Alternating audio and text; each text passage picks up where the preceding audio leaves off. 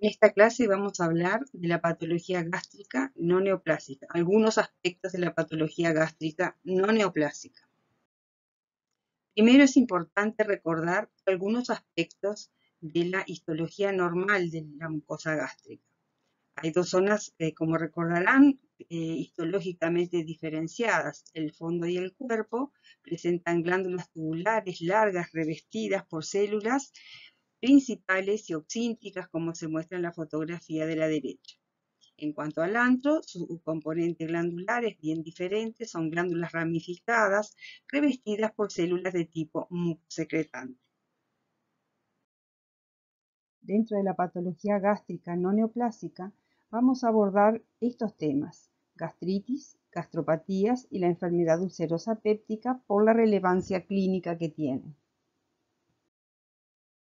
Vamos a empezar con el tema gastritis.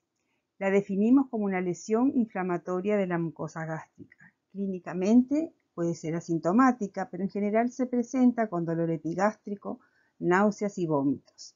En algunos casos se puede presentar con hemorragia digestiva, melenas o hematemesis cuando hay erosión o ulceración. En cuanto a la etiología de las gastritis, pueden ser múltiples causas. Las más frecuentes son la infección y el mecanismo autoinmune. Quiero resaltar, dentro de las causas infecciosas, por lejos la más frecuente es el Helicobacter pylori, que luego vamos a ver. Pero sí hay otras causas que también pueden provocar la aparición de una gastritis: el consumo de AINES, de alcohol, de tabaco, también la isquemia, la radioquimioterapia. Todas ellas pueden provocar esta enfermedad. La gastritis aparece cuando hay un daño o disminución de los factores de protección que naturalmente tiene la mucosa gástrica. Este daño o esta disminución puede deberse a diferentes mecanismos. Por ejemplo, la hiperacidez, la actividad ureasa que se ve en las infecciones por Helicobacter pylori o en los pacientes portadores de uremia. También en el caso de los AINES hay una inhibición de la síntesis de prostaglandinas dependientes de la ciclooxigenasa. O también puede ser por lesión celular directa, en el caso de los AINES, del alcohol, de la radio y la quimioterapia. Las gastritis se pueden clasificar según diferentes puntos de vista. En este caso les muestro una de las clasificaciones, que es según el tiempo de evolución. Las gastritis pueden ser agudas o crónicas. Las agudas se caracterizan, como su nombre lo indica, por un comienzo abrupto.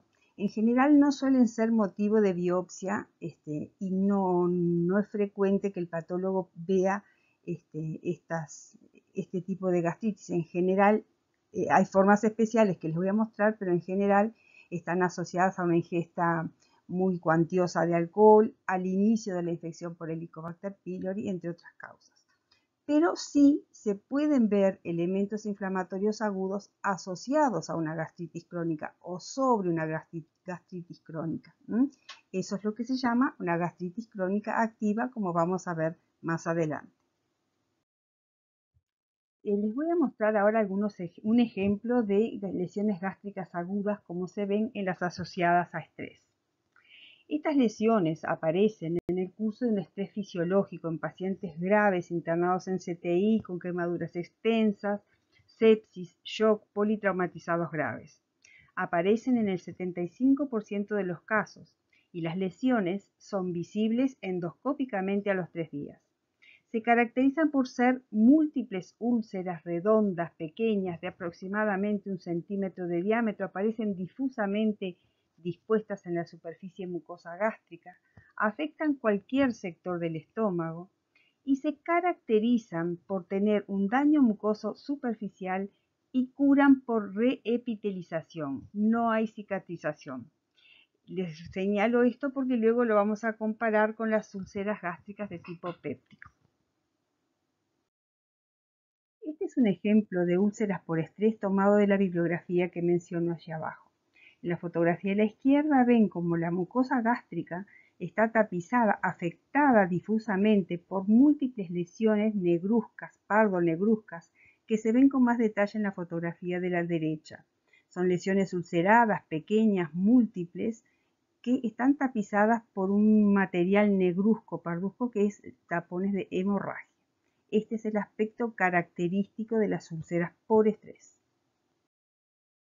Les voy a mostrar ahora los elementos histológicos de la inflamación aguda en la mucosa gástrica.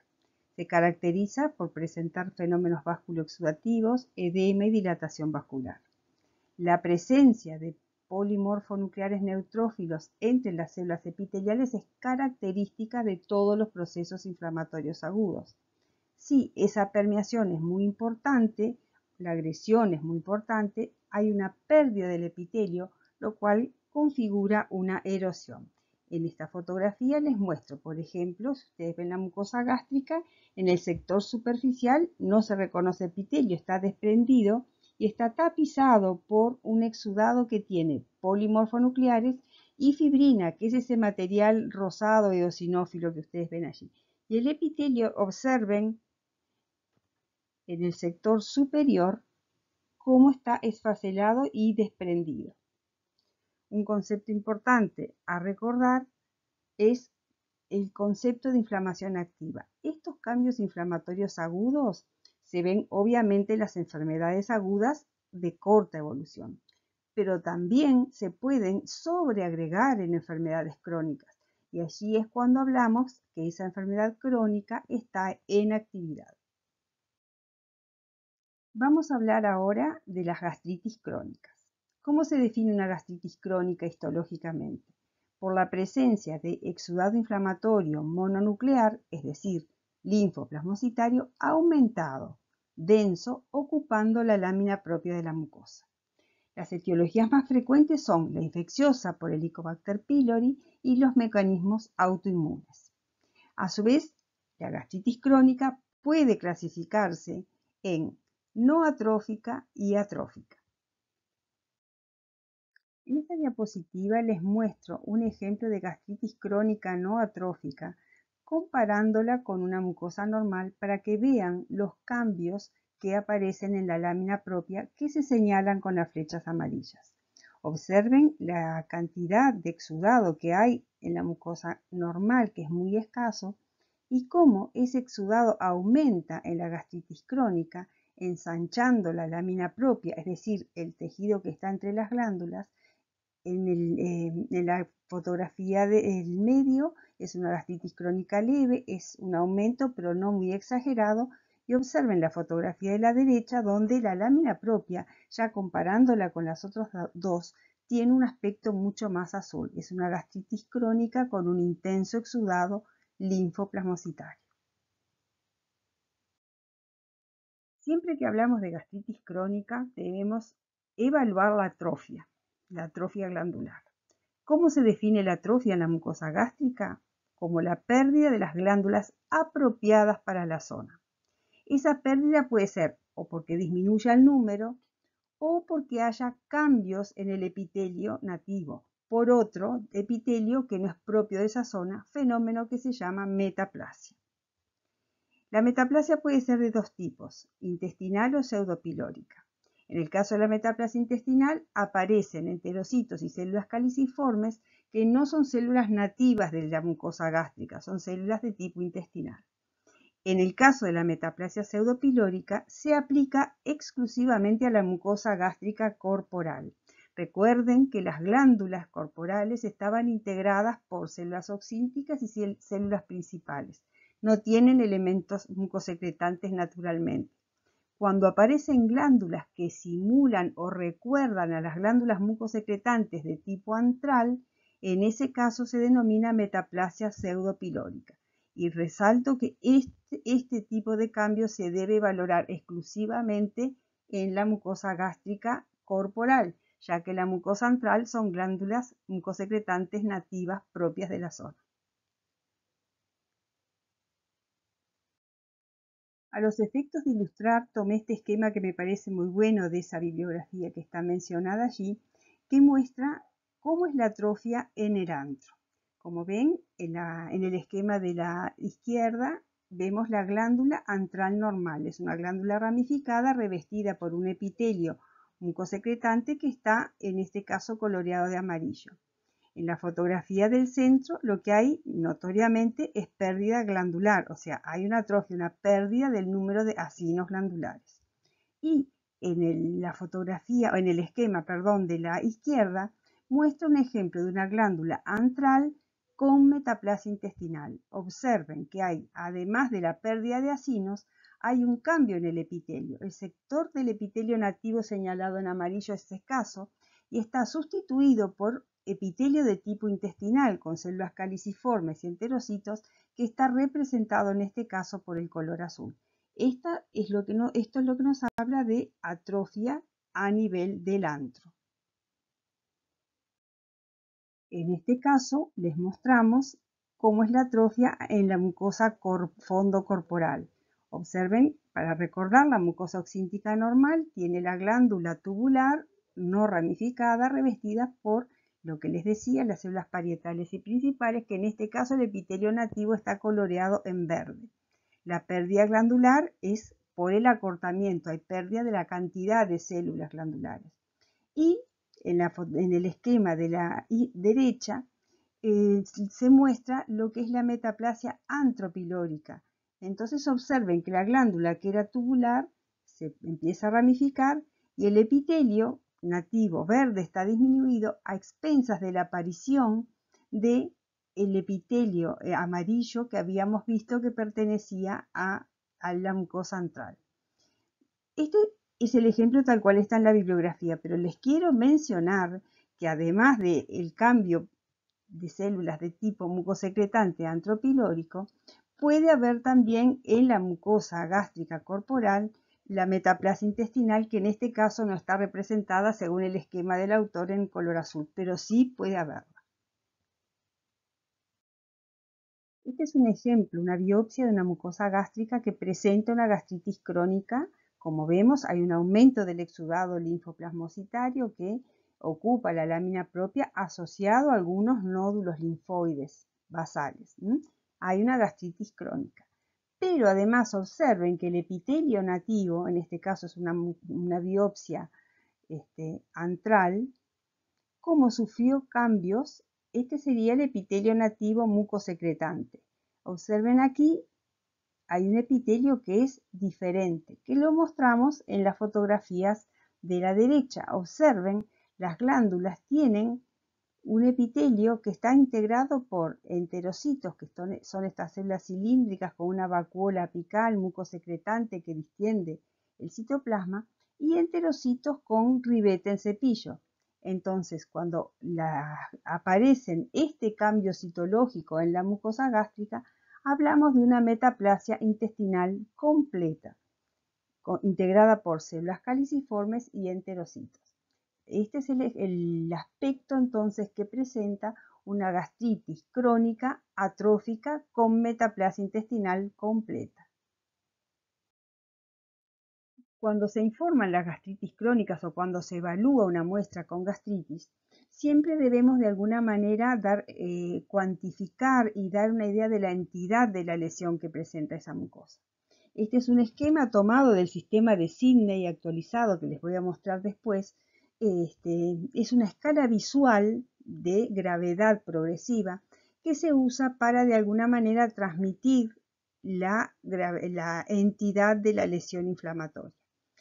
En el cuadrado de arriba se observa el elemento que marca la actividad es la presencia de polimorfonucleares neutrófilos afectando el epitelio, como ven allí, como ya les mostré, también leve, moderado y severo. El exudado linfoplasmocitario mononuclear en la lámina propia, que nos da la pauta de que se trata de una inflamación crónica, lo mismo, leve, moderado y severo. Luego, nos muestra la cuantificación de la atrofia glandular, ya sea por la pérdida de glándulas, como ven, se muestra en el antro y en el cuerpo cómo progresivamente se van perdiendo las glándulas o se van ramificando en el caso del cuerpo, y en el último cuadro se muestra la metaplasia intestinal señalizada en azul, que puede ser leve, focal, moderada, severa. Siempre se debe en el informe, además de hacer el diagnóstico de gastritis crónica, decir si hay actividad, decir si hay atrofia y cuantificarla. Es una forma de transmitirle al clínico un poco la entidad de la lesión que ese paciente precisa. Y nos basamos en este sistema de Sidney actualizado. Este es el aspecto endoscópico que muestran las diferentes lesiones de la mucosa gástrica en el curso de las gastritis. A la izquierda tenemos una foto endoscópica de una mucosa normal con sus pliegues longitudinales, como el aspecto habitual de la mucosa. Observen en la segunda fotografía, comenzando desde la izquierda, la presencia de una mucosa que ya los pliegues no son tan evidentes, está un poco más edematosa, eritematosa, con unas estrías eritematosas. En la tercera fotografía, empezando de la izquierda, se muestra una gastritis crónica atrófica. Observen la pérdida de pliegues que hay, que se ve la red vascular submucosa. Y en la fotografía del extremo derecho es un ejemplo de mucosa gástrica con metaplasia intestinal que suele aparecer como placas blanquecinas sobreelevadas. Bueno, aquí rápidamente les voy a hablar del sistema Sidney, que es el que se usa para clasificar las gastritis crónicas. Este sistema implica un protocolo biópsico de mapeo de la mucosa gástrica. Como se ve allí en ese esquema tomado del trabajo que comunica este sistema. No te puedo creer. Les voy a mostrar ahora algunos aspectos de la gastritis crónica por Helicobacter pylori, que es por lejos la más frecuente. Algunas de las consideraciones generales sobre esta enfermedad es que es de distribución mundial, afecta aproximadamente el 60% de la población, sobre todo en países en vías de desarrollo, con condiciones desfavorecidas como el hacinamiento, el bajo nivel socioeconómico. La transmisión es fecal-oral y la población tiene una colonización de entre 10 y 80%, según la edad, la geografía y las condiciones socioeconómicas. La virulencia de este germen está vinculada a la presencia de sus flagelos, de ureasa, presencia de algunas toxinas y de adhesinas, que condicionan la agresividad por la cual provocan la lesión en la mucosa gástrica. Es una lesión que es por definición predominantemente antral. Comienza en la mucosa antral y se vincula a un aumento de la acidez. En su evolución desarrolla atrofia, y es una atrofia que tiene la característica de ser multifocal. No solamente afecta al antro, a medida que la gastritis crónica va progresando proximalmente, va afectando cuerpo y fondo también, y van apareciendo focos de gastritis atrófica. La aparición de la gastritis crónica con la metaplasia intestinal condiciona una disminución de la acidez. La evolución, este proceso evolutivo, depende de la interrelación de varios factores, entre ellos factores que protegen la mucosa, la respuesta inflamatoria del paciente y la virulencia del germen. Les voy a mostrar ahora aspectos histológicos de la gastritis crónica no atrófica por Helicobacter pylori. La foto tomada de la bibliografía, como ven, mucosa gástrica, que surge rápidamente el diagnóstico de gastritis crónica por el notorio aumento del exudado inflamatorio en la lámina propia, como se señala allí, un exudado linfoplasmocitario difuso que predomina en el sector superficial. Pero en el caso de la gastritis por Helicobacter pylori, tiene característicamente la presencia de folículos linfáticos, en general basales, con un centro germinal prominente. Este germen da lugar a lo que se llama un tejido linfoide asociado a la mucosa, o MALT, por sus siglas en inglés, que, como vamos a ver más adelante, tiene una cierta connotación de progresión hacia otra enfermedad. En la fotografía de la derecha vemos un detalle histológico donde se ven las glándulas, el exudado linfoplasmocitario con abundantes plasmocitos en la lámina propia y la presencia de polimorfonucleares en el epitelio, permeando el epitelio, lo que nos está indicando que esa gastritis crónica está en actividad. Acá les muestro con la técnica de coloración de Ginza, para verlos mejor, los microorganismos que son Helicobacter pylori. Son microorganismos de tipo basilar, alargados o curvilíneos, que están específicamente en el moco y sobre las células epiteliales. como los vemos allí señalizados con el círculo y la flecha. Típicamente están en la mucosa antral y menos frecuentemente en cárneas. Ahora vamos a ver el otro tipo de gastritis crónica, segunda en frecuencia, luego de la gastritis por Helicobacter pylori, que es la gastritis crónica autoinmune. Es una gastritis que se ve en menos del 10% de los casos, o sea que no es una lesión frecuente. Se caracteriza por la pérdida difusa de las células parietales y el mecanismo de lesión es por la agresión de los linfocitos T CD4 positivos contra componentes de las células parietales o autoanticuerpos contra la bomba de protones y factor intrínseco que se ve en el 80% de los casos. Clínicamente es una enfermedad que predomina en el sexo femenino. Es una enfermedad de progresión lenta y en general se asocia a otras enfermedades autoinmunes, como por ejemplo un Sjögren, una tiroiditis autoinmune, etcétera, etcétera. Bueno, ahora les muestro el aspecto histológico de la gastritis crónica autoinmune. Como ya habíamos hablado, afecta a la mucosa oxíntica, fondo corporal, y tiene la mucosa antral preservada. Esto es imprescindible para el diagnóstico, poder comprobar que la afectación está en la mucosa fondo corporal sin lesión en la mucosa antral.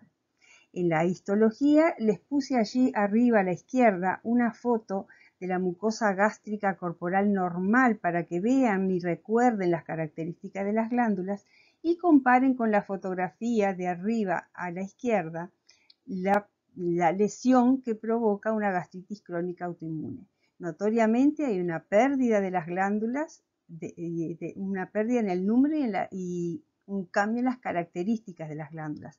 Observen la densidad del exudado inflamatorio, que es linfoplasmocitario y predomina basal en el compartimiento glandular donde está el objetivo de su agresión, de la agresión inmune. Las glándulas presentan este cambio, en lugar de tener células parietales y principales, tienen este epitelio de tipo mucosecretante que recuerda a la mucosa pilórica. También en otros sectores se puede ver el cambio del epitelio mucoso por la presencia de metaplasia intestinal con células caliciformes y enterocitos, y más raramente puede haber metaplasia sinal pancreática. Esta metaplasia es mucho menos frecuente. La que más se ve es la metaplasia pseudopilórica y la metaplasia intestinal con las características que antes les mostré. Estos esquemas son para resaltarles específicamente en el contexto de una gastritis crónica atrófica las diferencias que tiene una gastritis crónica atrófica por Helicobacter pylori con respecto a la gastritis crónica autoinmune. Observen que en la gastritis por Helicobacter pylori la mucosa antral es la que se afecta inicialmente y luego progresivamente la lesión se va extendiendo en sentido proximal y allí van apareciendo focos o islotes de metaplasia intestinal, de gastritis crónica atrófica. Es una lesión multifocal, discontinua, que afecta en sentido proximal a la mucosa gástrica y siempre está afectada a la mucosa antral. La gastritis crónica autoinmune, por otro lado, tiene esa disposición específica, afecta exclusivamente la mucosa oxíntica, no debe tener cambios en la mucosa antral.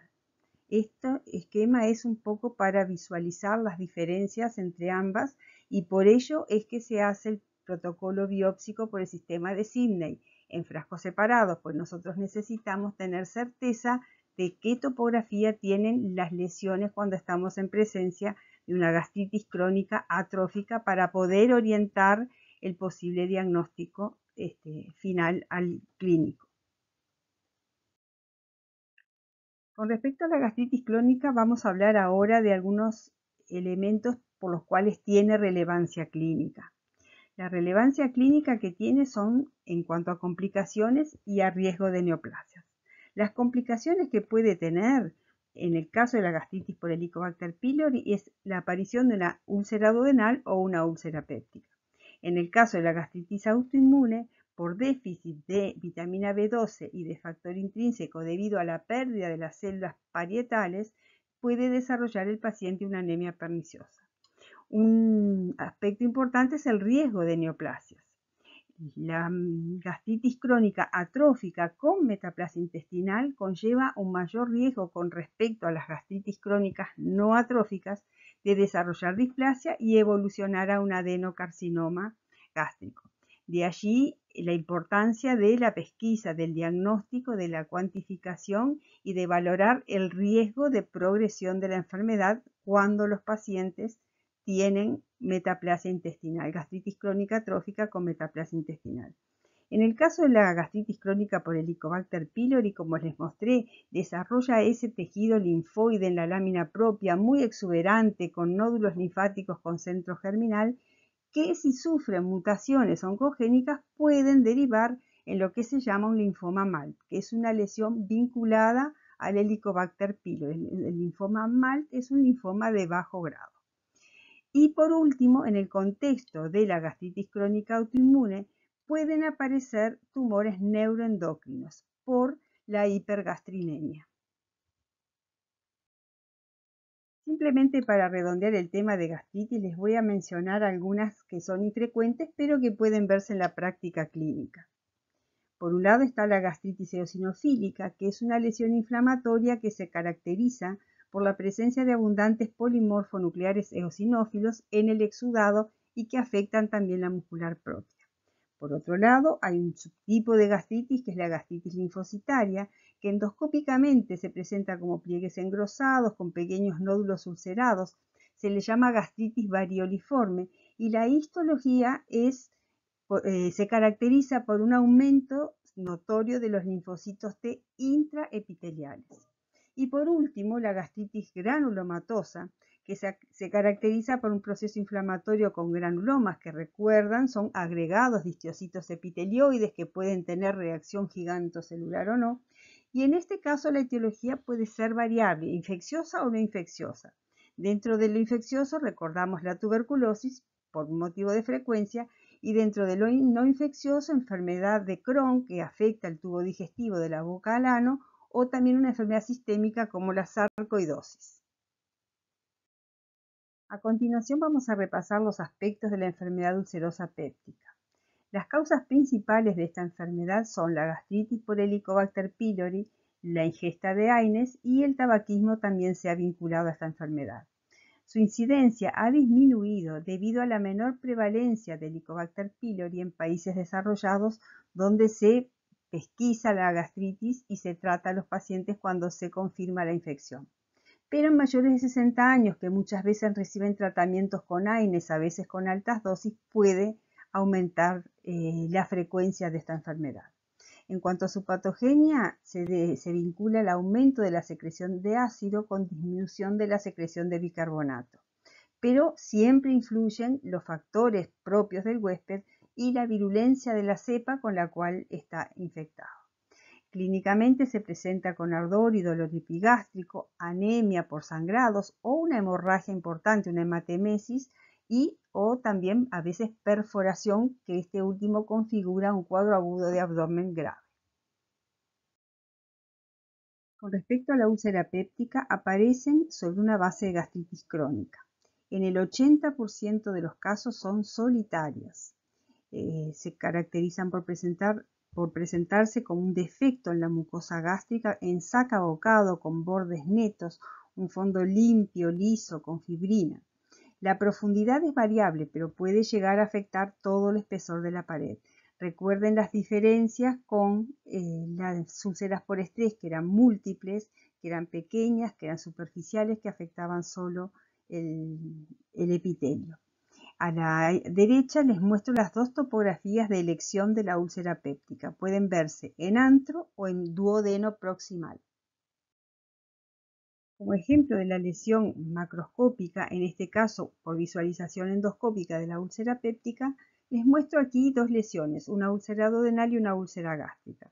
Observen las características de ambas, son únicas, los bordes son bien netos, sobrelevados, algo edematosos, el fondo de la lesión está tapizado por un material amarillo blanquecino, que es la fibrina, no tiene amputación de los pliegues, Estas características, sobre todo a nivel gástrico, es muy importante visualizarlas y buscarlas porque el diagnóstico diferencial es con un adenocarcinoma ulcerado.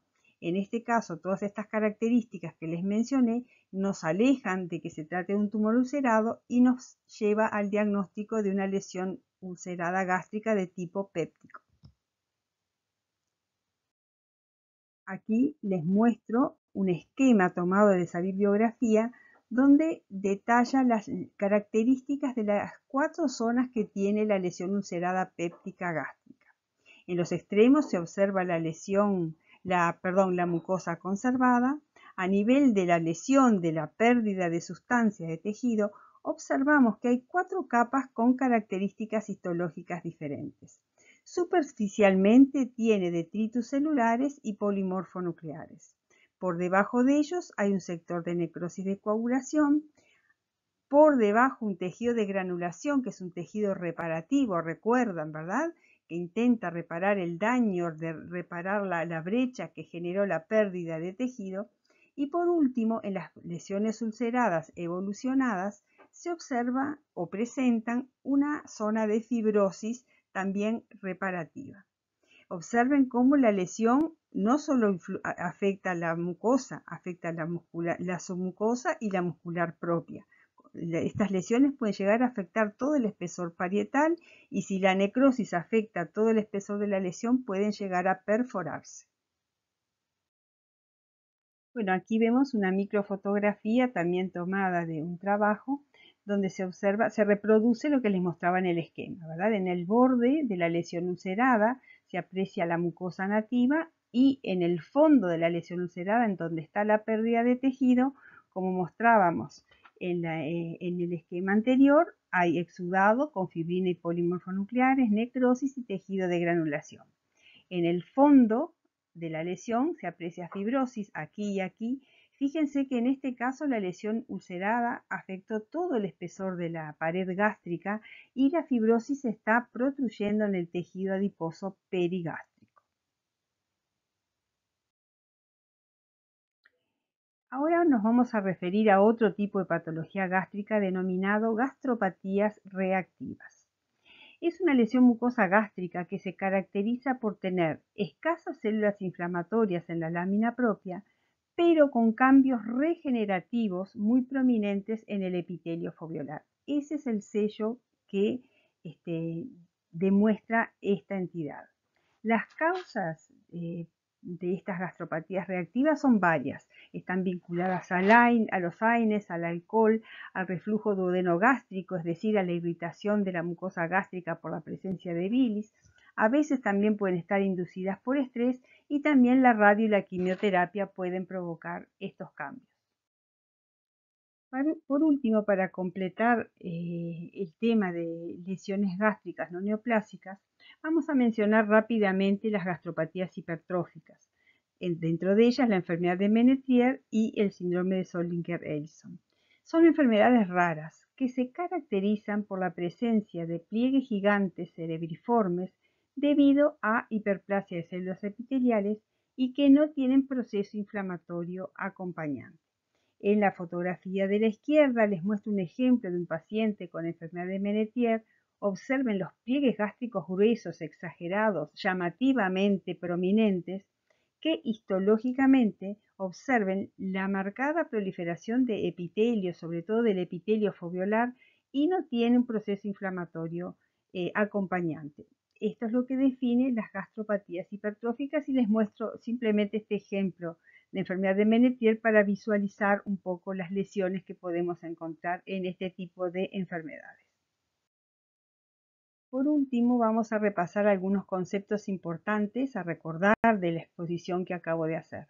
Se define la gastritis como un proceso inflamatorio de la mucosa gástrica. Llamamos gastropatía cuando hay una lesión de la mucosa gástrica, como por ejemplo los cambios regenerativos y la hiperplasia foveolar, pero no va acompañado de células inflamatorias. Son cambios reactivos, no hay inflamación asociada. La actividad inflamatoria se caracteriza por polimorfonucleares neutrófilos afectando el epitelio. Esta imagen de los polimorfonucleares en el epitelio se ve por supuesto en las enfermedades agudas, pero puede sobreagregarse en las enfermedades crónicas, lo cual está indicando que esa enfermedad crónica está en actividad. La gastritis crónica por Helicobacter pylori es la más frecuente. Afecta inicialmente el antro, luego se extiende en el sentido proximal y se acompaña de hipercloridia. Con respecto a la gastritis autoinmune, recordar que es la más frecuente de las gastritis no infecciosas. Se debe a la presencia de anticuerpos anticélulas parietales y factor intrínseco. Tiene una atrofia de la mucosa con una pérdida difusa de células parietales, lo cual condiciona una hipocloridia. La metaplasia intestinal se ve en la atrofia de ambas formas de gastritis crónica. Recordar que la metaplasia, esto es muy importante, la presencia de metaplasia intestinal es un factor de riesgo de desarrollar adenocarcinoma. Por eso se han diseñado sistemas, Olga y Olgin, cuya explicación excede un poco esta exposición, pero quería mencionarlos porque estos sistemas lo que hacen es evaluar la topografía y la extensión de la gastritis crónica con metaplasia intestinal y allí asignan 4 grados de riesgo, ¿no? 4 estadios de riesgo de progresión al adenocarcinoma, lo cual condiciona si los pacientes están en un estadio 1 o 2, tienen una vigilancia epidemiológica, pero si están en el estadio 3 y 4, ya eso les condiciona una vigilancia epidemiológica mucho más cercana para poder realizar un diagnóstico y tratamiento precoz cuando aparecen las alteraciones de displasia de alto grado o ya un adenocarcinoma. Con respecto a la enfermedad ulcerosa péptica, recordar que está asociada a la hipercloridia en la gastritis crónica por Helicobacter pylori. Son úlceras únicas que aparecen en antro o duodeno proximal en ese contexto de gastritis por Helicobacter pylori. Las úlceras gástricas agudas por estrés, a diferencia de la anterior, son múltiples, pequeñas, difusas y afectan pacientes graves internados en CTI.